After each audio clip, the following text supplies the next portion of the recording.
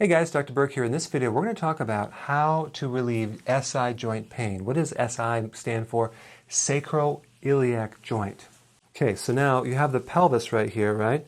And then we have two little joints right there. So if we look at the back part, we got this thing called the sacrum, which is the foundation of your pelvis.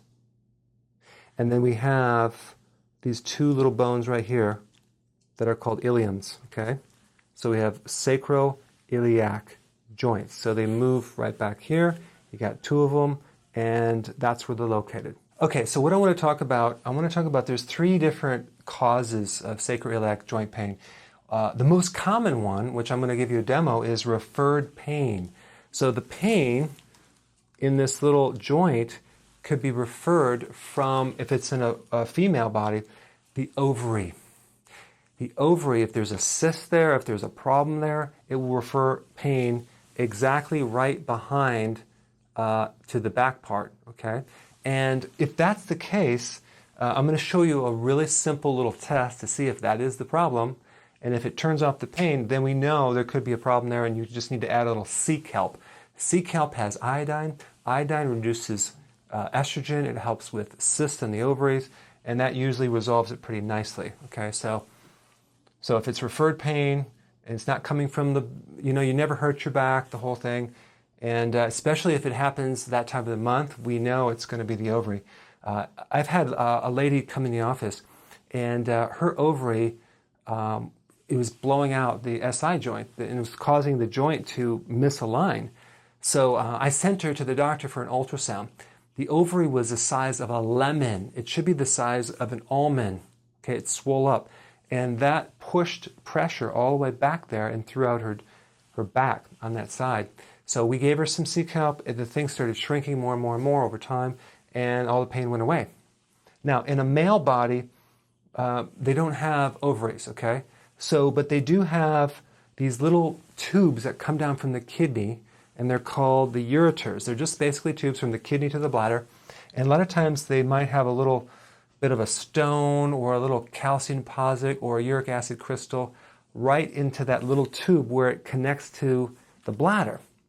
So if that's the case, I'm going to show you how to test for that. Ovary is located right here, okay? So you have the hip right here, it's lower. So what you want to do, since let's say pretend the pain is on her right SI joint. She's going to press into the ovary on the same side. So just take your fingers and just kind of press and massage gently into that ovary, okay? She's going to do that for maybe 15 seconds. Now what's going to happen? Either the pain in her back is going to go away or it's not, okay? Okay, relax. If the pain goes away, then we know there's a connection between this and her back. And if that's the case, we're going to recommend sea kelp, okay?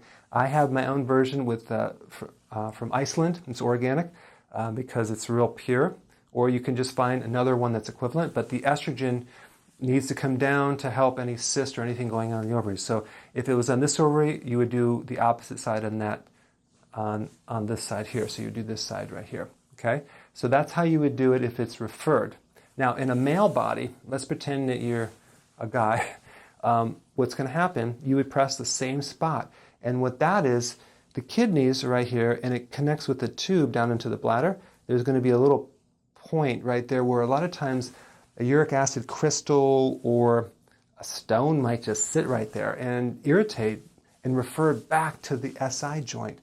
So again, you press right there. If the pain goes away, then we know there could be some junk there that you need to take some potassium citrate. That's what you need to get, and you can get it as a supplement anywhere. It's really simple. It's really inexpensive. You take it, and that will be great for dissolving any stones that you might have.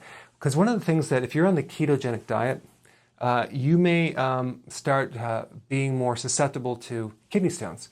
But potassium citrate is the antidote, and it's really good to take, especially since potassium, you lose your potassium when you go on a ketogenic diet. So, especially if you don't eat enough vegetables. So that's what we want to retain there. Now, if you have the actual joint pain, then I'm going to show you how to deal with that. You're basically going to press. You're going to need someone's help, but you can actually do it if you have a tennis ball. Let's say you hurt, let's say the problem is not being referred it's actually coming from the joint, maybe because you sit, the sideways or something like that, and you just have some inflammation there or an injury, whatever. Then what you do is if you hurt on the right side, you lay on your back on a tennis ball on the opposite side. So if she hurts on the right, you could have someone massage on the left and work that out and work out the muscles that are connected to the SI joint. And that would be the glutes and these muscles up here. She could be laying on her back with a tennis ball right here and putting pressure on the opposite side, okay? So if the pain's over here, you press on the opposite side. If the pain is over here, you press on this side, and that's the way you get rid of pain in the SI joints. And the last technique is if you fell on your tailbone a long time ago and you smack your tailbone and the force travels up to the spine, up in the back of the neck, what happens, the whole spine becomes very rigid from that point on, and because there's a little, it's kind of like saran wrap, it's called the dura, that's on the inside of the spinal column, that thing gets tight and it can pull and keep one of the sacroiliac joints tight, or even the lower back. So it could come from that. If that's the case, I'm going to show you how to correct that.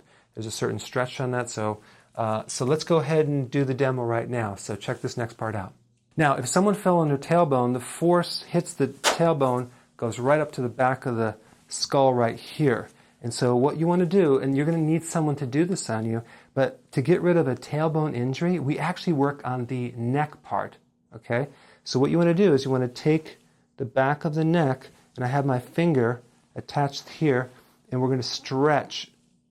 I'm lifting up on the back part, and I'm pushing down on my hand, kind of like taking a basketball and rotating it. So we want to take the finger gently underneath the skull, lift up, stretch up, and then flex down, okay?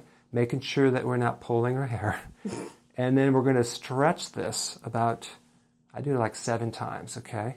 And then I'll also do the other side with my thumb, and I'll come and I'll lift it up this way. And I'm just lifting the skull up and stretching forward and trying not to mess up her hair, which is the most important thing.